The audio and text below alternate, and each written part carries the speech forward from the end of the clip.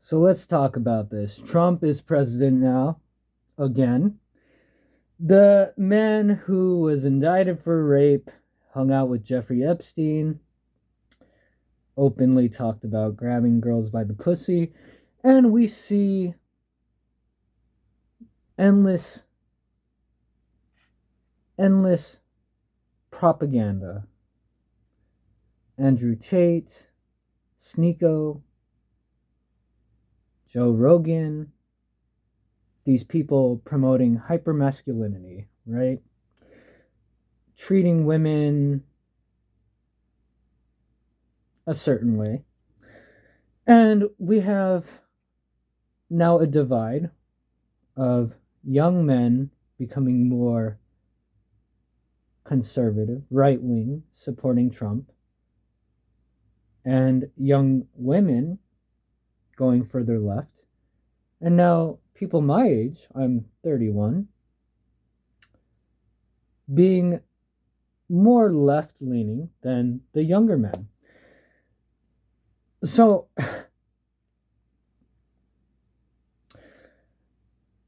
a few years ago, after my father died, I was going through some old boxes, and he had kept boxes that I wrote, or like my school assignments were in these boxes from junior high and high school. I was going through them. This was when I was 26, after my father died. And I was shocked reading one of my English assignments from when I was in high school. I must have been around like 16 or 17 when I wrote this paper. And I was shocked that I unironically used the word feminazi. And the whole essay, I don't even remember like what exactly the essay was about, but in the middle of the essay, I went on a rant about women being like uptight bitches or something and feminazis. And it shocked me as a 26-year-old to read such vitriol from my teenage self that I didn't even clearly remember or acknowledge. Now, when Joe Rogan, somebody close to me, first sent me a Joe Rogan video, and I've talked about Joe Rogan before, a few years before that, when I was like 24 or something, he sent me one where he talks with Steven Tyler, the lead singer of Aerosmith, because I was a big fan of Aerosmith when I was young. So this person close to me sent me that.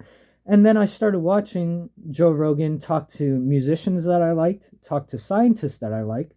And then I didn't know who Ben Shapiro or Jordan Peterson or any of these right wing pundits were, but that's how I became exposed to them. And the person I was close with at the time was also a right wing person, and I wasn't fully aware of these things. So even as a 23, 24-year old, I'm getting hit with all this propaganda, and I started to like believe things that Jordan Peterson would say. I would believe like, the all meat diet that he went on and claims that it had such great health benefits. The stuff he says about hypergamy and women only want better rich men. Well, newsflash, buddy. Like, one, all meat diets are unhealthy. You need vegetables or you'll get scurvy. And then two, right? Hypergamy as a concept, every individual is different. And if you think that there aren't plenty of men who practice hypergamy, you're wrong. Louis C.K. has a funny little bit, and let's not talk about his controversies, but he has a funny bit like, we don't fuck down, we only fuck people on our level or up, right? That's not entirely true, but it can be applied to both sexes. So you see the inherent sexism of Jordan Peterson saying that only women do it, like men do it too. So back to my point about the essay. Looking back, I was talking to one of my friends from high school several years ago. We were chatting, and I said, like, I see this rise in incel culture, and I recognize now that back then, before the word incel, This was in the 20 aughts. I was in high school I graduated high school in 2011. So between 2007 to 2011, I was in high school. And during that time, we didn't have things like Me Too or things like that. There was still like, I grew up watching Pepe Le Pew, which is a very, very misogynistic cartoon if you think about it. And I grew up thinking that that was okay, that was funny, like a male character constantly showing sexual advances to a female character is like funny and charming and cute. Johnny Bravo, Pepe Le Pew. There's so many examples. I watched the movie Licorice Pizza yesterday, and there's a scene at the very beginning of the movie where this girl is in. It takes place in the 1970s. This movie. She's at her workplace in front of everyone, and this guy slaps her ass very casually. Nobody reacts because it was normal. At work, at a restaurant, there were two old white men where I was working. Two old white men were talking, and they were talking about in the 80s, they were on a plane, and they grabbed the flight attendant, put her over their lap, and tickled her. And this guy was saying how sad it was that people are uptight now and can't take that as a joke. And he was like, yeah, she was laughing. We had a great time, and I was tickling her. And I was touching her everywhere. And then I gave her a smack on the ass, and she got up, and it was fine. And now look at the people. They're so uptight. Now, this shows the vast shift from their era, my era, and current era, right? So we see people who want to return to these times where you don't have to think about what women feel or want. They're not people, they're just objects. And look, I'm not here to tell you that you're evil, whoever watches this. You know, I'm not here to tell you that, and I know I'm directing this at, I'm hoping that young men watch this. And if you're not a young man, if you're a woman, I want to say, like, I'm not trying to villainize incels or young men. I'm trying to come from the perspective of I was that. I was angry that I wasn't getting laid. As a teenager, I thought, not even as a teenager, to be honest, even as an adult, like society, and this is toxic masculinity, society tells men that we are worth, our value, our worth is measured by how many girls we fuck, how good we are at fighting, how much money we make. Those three things. Those are three big things, right? How many girls you fuck, how much money you make, can you fight? So yeah, I'm a small Asian man who grew up in the States, right? Getting bombarded with small dick jokes my whole life, getting picked on for my size. I was a high school loser, never made it with the ladies. Like, I didn't have a girlfriend until I was 20 or 21. I had sex one time when I was 18. Um, one of those drunken hookups. That's the thing. All throughout my teenage years, sex was built up to be this amazing, life-changing thing. I had so many expectations. I watched a lot of porn. I was like seeing women as not really people, just like something to conquer. I didn't even consciously realize I was doing this. I was so desperate for sex. And like, I'm not saying I didn't have any girl friends who were girls. That happened like when I was a young kid, I was friends with like everyone. And then when I was a teenager, my sexuality started to come out, right? And it made things awkward. I didn't really have any friends who were girls until like my late teenage years, where I learned to like control myself. So things like sexual assault, sexual harassment, like I didn't even really comprehend these things. And I really wish I did. Because things like how Pepe Le Pew acted, or things that like I said in Licorice Pizza, slapping a girl on the ass, these things were treated as like boys will be boys. It's it's fine. It's whatever. But it's not fine. It's violating someone's bodily autonomy. It's sexual assault. It's something that's serious and should be taken seriously. And now, unfortunately, we have arguably one of the most powerful people in the world openly bragging about grabbing girls by the pussy. So, what I want to say, what my hope in making this video, right? I was reading that paper that I wrote, so full of anger towards women. And now, as an adult, like, okay, I've had sex with a fair amount of people. I'm not going to say an exact number because I don't believe that matters, but I have a good deal of experience.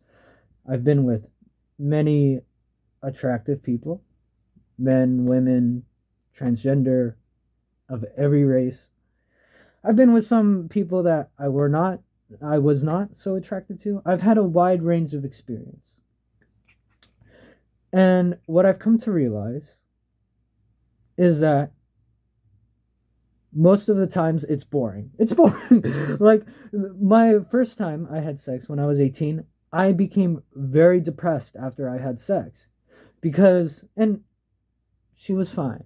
She was attractive. I guess the sex itself it was fine. Like now that I have a wide range of experience, like I can reflect on that, and it wasn't bad. It wasn't good. It was just like something to do. And what I felt then was like this huge expectation that it would validate me, that it would make me feel one, I thought it was going to feel way more pleasurable than it did. Two, I thought it would make me feel like something changed in my life. Everyone was telling me, "Oh yeah, your whole life outlook will change, like oh, like it'll blow your mind." And really I was like, this is it? Like masturbation feels better. Like what it blew my mind how unmind blowing it was. And I became very depressed. I was like, wow, like drugs feel better than this. Um Masturbation feels better than this. And I didn't have sex again for, like I said, until I had my first girlfriend several years later. There's other reasons why. I had pretty severe mental health issues at the time. Like I said, I was very depressed. There was other things like uh other stuff that was going on with me. So my hope is that by making this video, I want to say like sex, other people would tell me that it's different with somebody you love. And I did not believe that either, especially because after that time, I kept having sex, like after my first girlfriend. And for a long time, I became depressed after I would have sex because it was so disappointing. It never really felt good. Up until like my mid 20s, actually, my mid to late 20s, after I got out of a pretty serious long term relationship where I was with someone for 2.5 years, and then me and her broke up, and I started hooking up, and I had several partners who I was pretty attracted to, and for like the first time in my life, I really like enjoyed sex just from a purely visceral sense. And it was really fun, don't get me wrong. Like, okay, so this ex that I lived with, I broke up with her, and then I immediately started meeting two girls who were, I was like very attracted to them, and it was really fun, like in a physical sense. But like I said, it didn't change my life at all, at all. Like it was fun, but even while I was meeting them, I felt really unhappy, and I was still looking like for something more. And I realize now that I was looking for love, for something serious. Like, yeah, I was having fun with them, but it didn't fulfill me in any emotional sense.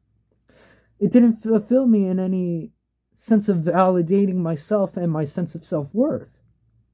So, like, there's this huge societal pressure. So, like, what I believe, and I'm hoping that a young man will see this, I'm hoping that they will listen to what I'm saying. There's this huge pressure to be like big, strong man, making a lot of money, fucking a lot of girls. Now, I've trained a bit in MMA.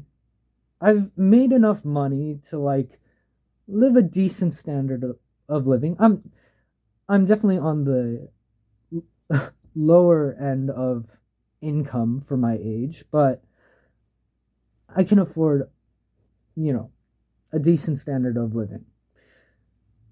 And like I said, I've had many sexual experiences. And what I've come to realize now is like none of that fulfilled me beyond the immediate. One of the most depressed times in my life was when I was getting laid a lot. Like it didn't do anything for me. And telling women that they are worthless for having lots of sex or things like that, or like seeing them as lesser than men, dehumanizing them as nothing but sexual objects or as like baby factories or housemaids. What it does ultimately is it takes men and women and it makes us farther away from each other. And ultimately what it does is those three things I said: men need to fuck, men need to fight, and men need to make money. It makes those lies stronger on us.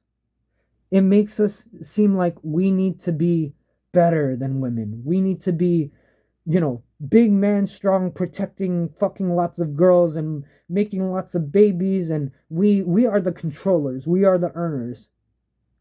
And that's so depressing. It's so fucking depressing. It's not really what it means to be human, because women are all everyone is different. One of the things I remember from high school is like, we're all a bunch of stupid teenage boys. Some guys had sex, a few times, and then they act like they're Mr. Know Everything. I remember one guy was saying like he pointed out a girl I was unattracted to, and he's like, "Oh, why don't you fuck her?" And I'm like, "Ew, no, I don't want to." And he's like, "Why not? Like all pussy is the same." And that's so funny because no, not everyone is the same. Everyone feels a little different. Like no matter what, like if they look similar or what, like everyone is different.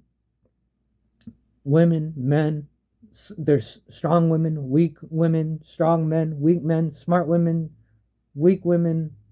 I might have said that, or you get the point. So what I'm saying is like toxic masculinity, patriarchy. These words seem like, what do they mean? They're weird, they're abstract, Pretty much it comes down to these things. Men, women, separate, right? They need to be separate, and men need to be like this, women need to be like this. And ultimately, what that does is it makes us fight one another. It makes us unhappy. It makes us depressed. It makes us misunderstand each other. And now, like, okay, now I know what love is. I know what a partnership is. And look, I'm not saying that hookup culture is bad because I don't like it.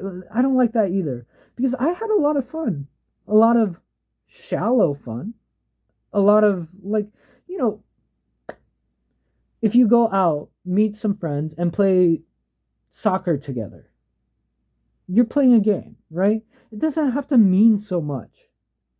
Casual sex can be a good thing. What I'm saying is, it's unhealthy to stake your sense of self worth on external validating factors. That is to say, I am worth as much as what is outside of me says I'm worth. That's not to say, like, you should try to be a moral, upstanding citizen in society for the sake of, social cohesion at least. Like, you don't want to go out doing bad things. My point is that wherever you are in life, you are worth it as a human being. And if you look, I see myself as like I was a shitty person. I did a lot of bad things. I hurt a lot of people in my youth. And as an adult, I've made mistakes too. I have a lot of regrets. I've talked about this before. Regret, remorse, and repentance. Like, there's this idea like, oh, you should live life without regrets, whatever. Like, no, I believe regrets are a good thing. I believe regrets are a sign of growth. If you have regrets, you grow as a person. As long as you really regret them and you repent your mistakes and make a honest effort to not repeat your mistakes, you try to make amends when you can, and you grow, you move forward. My point is that dehumanizing women and seeing men and women as two separate things ultimately hurts us. We are not separate. We are all sharing this world together as humans, as one human race. If you have a dick or a vagina, a dick or a pussy, it doesn't matter. We're all here trying to figure out this life. We're all born being like, what the fuck is going on? And we just are constantly bombarded with people telling us how we should be, how we should live, what to think, what the world is like. And really, like, we're just like floundering in the water. We're like, what's going on? Trying to figure things out. So listen to the people who are promoting good ideas, who are telling you how to increase your own happiness and the happiness of others. Because we're not in a vacuum. We're not selfish people where we can treat people like objects. We're all sharing this space together. We all have equal worth, inherent equal worth as human beings.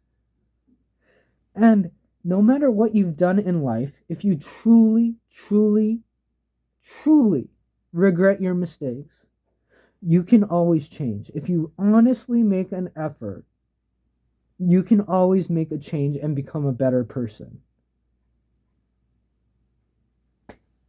So,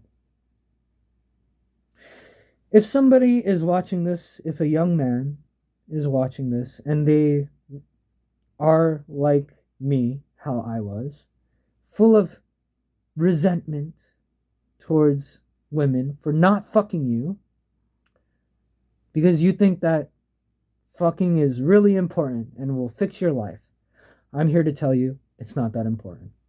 It will not fix your life. What will fix your life is building a sense of self-worth, becoming somebody that you can look at and be proud of. Because now, many years later, I still have deep regrets. I am still deeply ashamed of a lot of my mistakes. I get scared. I get scared that my mistakes will come back and haunt me. I made a lot of mistakes. Like I said, I hurt people and I regret those things, but I made an honest effort to change myself, to work on myself as a human being. And now I can honestly say that I'm proud of who I am as a person. I work hard to try to be a good person. Now, like I said, I'm not perfect, but and I can always improve. But I am the happiest I've ever been in my life because I can honestly say that I work towards doing good things. And that is what fixed my issues as a man. It was never how many girls I fucked, how much money I make, or how good I can fight. Those things never gave me a sense of fulfillment like working on myself as a person. So, if a young man is watching this, please think about what I said. Women are women are not the enemy. Women are just people. They're just people, just like men. There's some assholes, there's some nice people, there's some smart, dumb. Like I said, it's a range.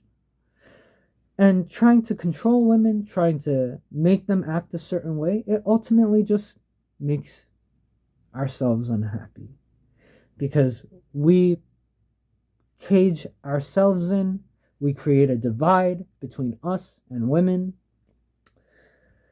So I hope, I don't know, maybe maybe this will not reach anyone, but I hope I I I get really scared and sad about the state of the world, about the hateful nature of the leaders we are choosing now. Things can get very bad in the world. The rape of Nanking, Unit 731, American slavery. People gloss over how bad American slavery was. It was terrible. Rape was, minorities had zero rights. Zero rights. For instance, if a minority, Asian people like me included, had a legal complaint against a white person, they couldn't go to court for it. But white people could take minorities to court. So what does this mean? Minorities had literally zero rights. If you look at American slavery and you read accounts like by Olaudah Equiano or Frederick Douglass, they talk about a lot of the human rights abuses that happened. Sexual assault, rape, commonplace, murder. You know, they're property. You can do whatever you want to them. So this is what happens when we look at people not as people. We see the worst things in life happen. We see mass violence happen, systemic violence, like the Holocaust happen. And this is really like, I'm so desperate right now for somebody to hear me and listen because I am terrified. I'm terrified in the rise of patriarchal fascism that's happening all around the world right now.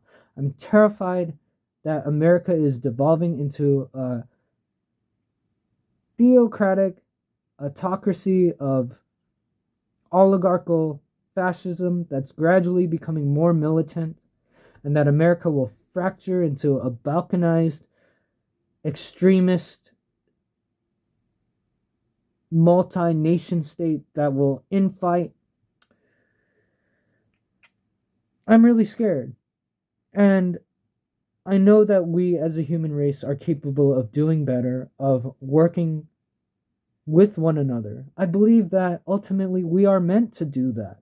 We are meant to come together as one whole.